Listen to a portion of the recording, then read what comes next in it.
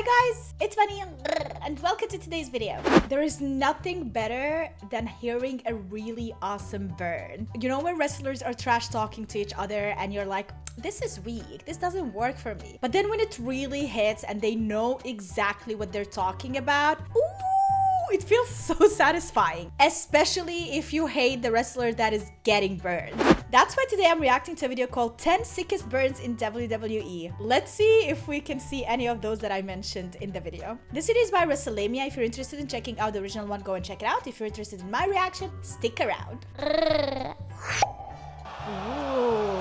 Throughout the decorated I history knew of it! WWE, I see there CM have been Punk some there. incredible promos delivered by legendary superstars. Moreover, there have been certain lines in these legendary promos that have shocked fans as the content of I feel like this was, not what in WrestleMania is talking about, but the actual footages of the Triple H talking to Booker T, sorry. I think this was a really bad take, and I don't think we will ever hear anything like that ever again. I'm not sure, but I will guess this was when he was going on the race. I'm not sure, but I'm gonna take a guess. I think this is when he was going against his race.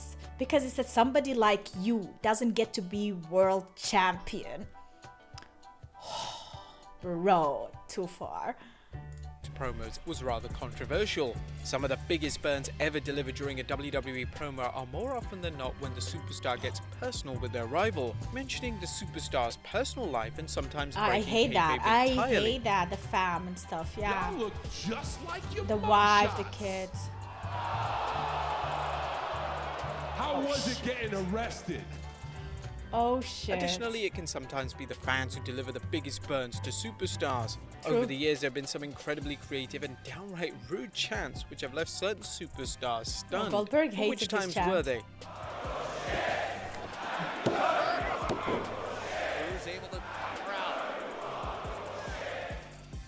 Well, join us now as That's so WrestleMania looks at mean. 10 The of guy's just sickest doing his burns in job. Leave him WWE alone, history. you meanies.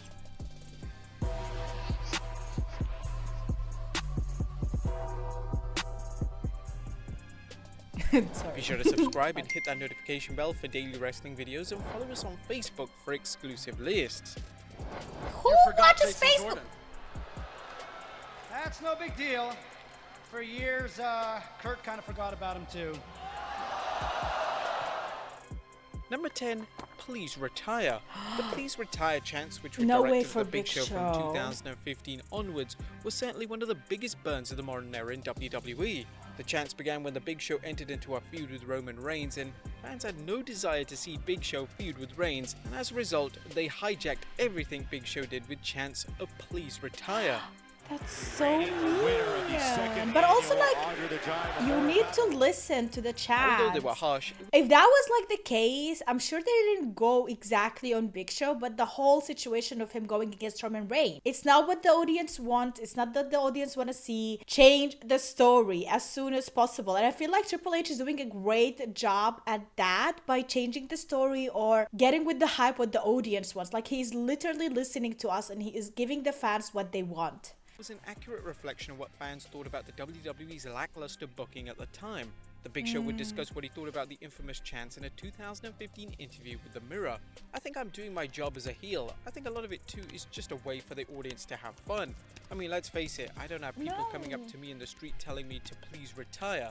I have people I meet in person who are thankful for everything I don't think I've anyone done wants and they him to appreciate retire. it. Yeah. I think that's just the audience having fun, and when they chant that, I'm going to react to them and be engaging and have fun with them and tell them I'm going nowhere. I'm going to be the bad guy and react appropriately. Okay, that's one Number way 9, to Chris deal with Jericho it. owns Stephanie McMahon. One of the top matches for SummerSlam 2001 was the match between Chris Jericho and Sure. Rhino. This match was taking place during the Invasion storyline, and Jericho was representing WWE whilst Rhino was representing WCW and the ECW alliance. The build-up to the match featured one of the most legendary promos in Raw history. Before and after. Rhino alongside Stephanie were in the ring, and Jericho would come onto the stage to address Ooh, his yeah, SummerSlam this one is so opponent. good. Jericho would state, I'm gonna take care of that smelly, nasty animal. And I'm gonna get you too, Rhino. the crowd erupted at Jericho's comments if as he it was talked to truly me like that, I would be unexpected and crying. extremely clever. It was made even better by Stephanie's face as she looked on in absolute disbelief. Number 8, what would your father think? Well, without a doubt, the most epic promo during the Invasion storyline was when Paul Heyman went on a verbal tirade of WWE Chairman Vince McMahon. In the promo, Heyman would ask Vince what his dad would think of the way he's conducted and managed the WWE since he took over. It was a complete fourth wall break and a promo that was way ahead of its time. Dude, in the promo, Heyman would state, your father shook the hand of every promoter in this country and swore to them that he'd never compete against them, that his son would never compete against them. And when your father died, you competed. And with your ruthless, merciless, take-no-prisoners attitude, you drove everybody out of the business, didn't you, Vince? You ran all the competition to the ground and stole all their ideas, and you made yourself a billionaire out of it. I know whose idea you stole the most, Vince. You stole mine. You got nothing, man. What you got is my ideas, and you stole my life, my money, my legacy. According to Heyman in a 2020 interview with Inside the Ropes, Vince gave him full creative control on what to say, and nothing was off limits. Heyman would reveal, to his credit, I'll give him a ton of credit. I went up to Vince halfway through the day and I said, do you even want to know what I'm, some of the shit I want to say to you? And he went, no, draw me money, Oh my god, he imitates it so good. Say anything back to me? No, just draw me money. Oh my god, it's literally so we were in Gorilla, and I was about to go out to cut the promo, and I looked over at Vince, who's eating a protein bar, and I said, hey, you sure you don't want to know anything I'm going to say here? Some of this shit's real heavy. Will it draw me money? Yeah. It'll get a lot of attention, Vince, that I promise you. It's the go-home show, goddammit. Bring it. Yes, sir, Captain. I'm on my way. So next it up, wasn't John Cena real. verbally Okay, I thought owns it was. Roman Reigns. The build-up to the John Cena-Roman Reigns match at 2017's No Mercy pay-per-view had one of the most memorable builds in recent memory. The build was so good that some fans were saying it was strong enough to main event WrestleMania. But whilst the two were in a promo, Reigns completely forgot his promo in the middle of the ring. Oh! This resulted in Cena saying, Yikes. Like, I am not a professional, you guys. Like, I can do that. No problemos, amigos. But, like, Roman Reigns, seriously? Like, you can't do that, brother. It's called a promo, kid. Shut your mouth. Big dog, you're going to have to learn how to do it, so go ahead. Reigns had really struggled with his promo work up until this point, so for Cena to call him out on it was a huge deal, and Reigns clearly looked uncomfortable that he'd just been exposed in the middle of the ring. Number 6, if you put the letter S in front of the Hitman, Bret Hart and Stone Cold Steve Austin's legendary feud between 96 and 97 was the feud which truly took Stone Cold to the next level. It showed WWE that Austin needed to be the next top guy in the company, and one of the most iconic moments in the feud took place in the In Your House Mind Games pay-per-view. At the pay-per-view, Austin would cut a promo on Bret and state, Sad. Let me make myself clear. If you put the letter S in front of Hitman, you've had my exact opinion of Bret Hart. Have to go there. It was a very edgy and controversial line for the time period, and it actually forced Vince McMahon on commentary to apologize to the audience. Are you kidding me? Go back to because of shit, man. Like, hello. Like, even kids back then knew how to swear and stuff. Like, I hate this. Like, oh, let's pretend people don't know shit. Like, kids know better than they're more naughty than I am. It is insane what kind of generation we have today, and we are still at the PG era. Get out of here, man. Roblox has less PG than wrestling. Like, what's going on? Bingo halls. But without a doubt, the most talked about moment in the history of WWE's Talking Smack show was the infamous shoot promo which took place between The Miz and Daniel Bryan. As following SummerSlam in 2016, The Miz would be a guest on the show presented by Young and Daniel Bryan. During the interaction, Bryan would say that Miz wrestles like a coward and that Miz is scared to be hit. I don't get injured for 6 months to a year. I am here. I knew Miz was gonna be there. I told you. But you sit there and call me a coward? This sent The Miz off the rails, because and he The was Miz really would mad respond here. with a legendary rant. In the rant, The Miz stated that Bryan should quit WWE and go wrestle on the independent circuit, stating, You love being right in that wrestling ring, and you love wrestling, right? Well, why don't you quit? Why don't you quit and go to the bingo halls with your indie friends? I think you need to This resulted in Bryan getting up and walking off the set, creating one of the best moments on the show. Number 4, Stephanie McMahon makes a comment about CM Punk's UFC loss on Raw. No, Stephanie, not you. You to quit, just like CM Punk did. CM Punk chants have become synonymous with bad WWE booking decisions. The CM Punk chants often surface when fans don't like what's happening in the ring, so as a result, they chant for Punk. Although the impact of these chants have died down over the past few years, a number of superstars don't let the audience get away with it. Look at Drew there. I tried to get him here. I'm sorry. He didn't want to show up. On the December 26, 2016 edition of Raw, Stephanie would come to the ring to cut a promo, and it wasn't before long that the crowd heckled her with CM Punk chants. Stephanie would respond to the chants by saying, "So if you guys could keep that up for about 2 minutes and 15 seconds, you'd last 1 second longer than Punk did."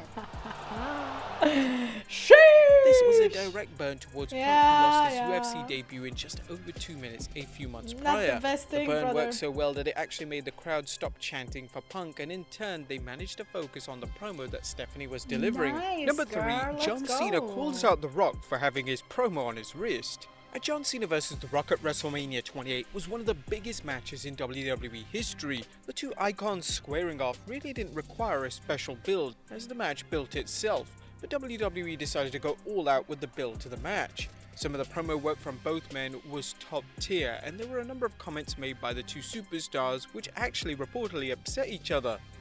You know what, Vince is probably going to find me for this one, but the only reason he came back in the first place was to promote Fast 5 and launch his Twitter account.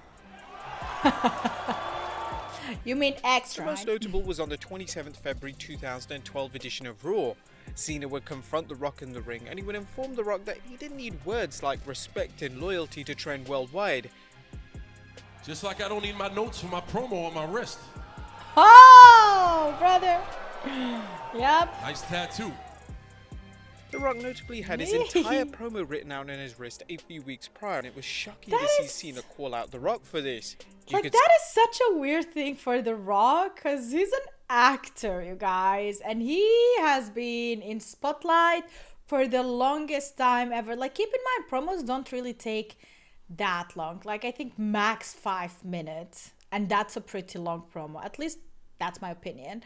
So not to be able to memorize a 5-minute speech, that shouldn't be that very difficult. It's not like you're talking about science or economy or like some terms that are in Law and Order. Like, it's a promo, okay? It's about someone you know. It's like just trash talking him. Like, you know, I don't understand. How did The Rock do that and mess that up so much?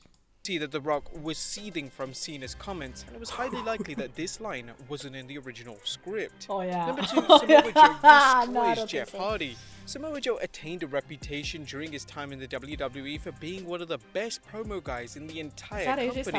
One of Joe's most acclaimed promos came in early 2018 when Joe cut a promo on every superstar that was competing in the upcoming Elimination Chamber match for the WWE title.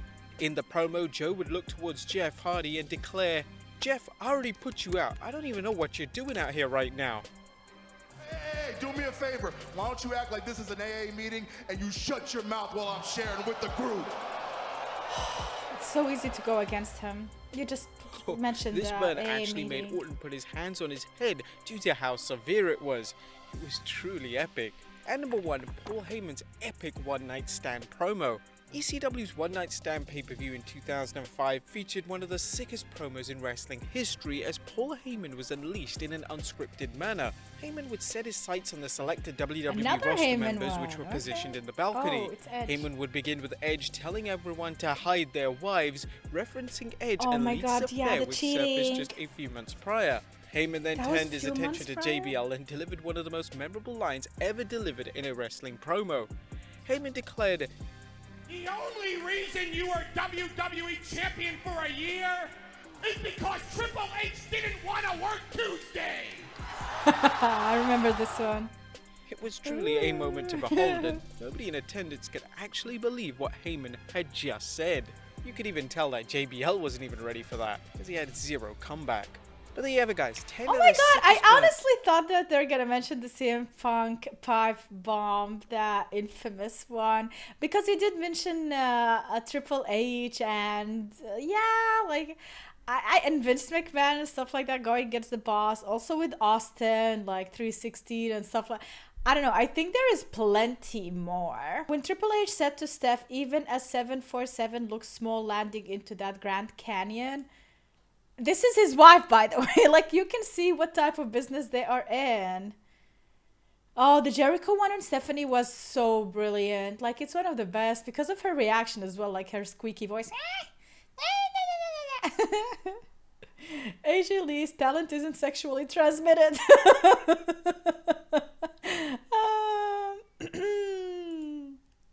Stephanie McMahon sure did get the Chicago fans to shut up by mentioning CM Punk's UFC run. She really did roast him there. And like, bravo, girl. Like, it would be so difficult to make these guys, men, you know, tough men, shut up and listen to a woman in the ring. Like, that could especially at that time, it's such a difficult thing. And Stephanie should be such a example for a lot of women, what they have to go through in some specific jobs without getting really affected by it, because I hope she's doing very well. She had some traumatized years in WWE. Now she's doing fine, I guess, but yeah. But that is it, guys, for today's video. I hope you enjoyed it. If you did, make sure to leave a like and subscribe for more. Liking the video is so important because, like, it's just one click for you, but it helps with the algorithm and YouTube, and it helps support the channel, and hopefully we can grow into a bigger channel. But if you want to support me further, you can check out my Patreon. I do upload weekly 2 to 3 WWE videos, from documentaries to SmackDown, as well as Raw recap, and also movies. Check out patreon.com/support-bunny. I will leave a link in the description down below. Have a wonderful day and see you tomorrow with a brand new video. Bye!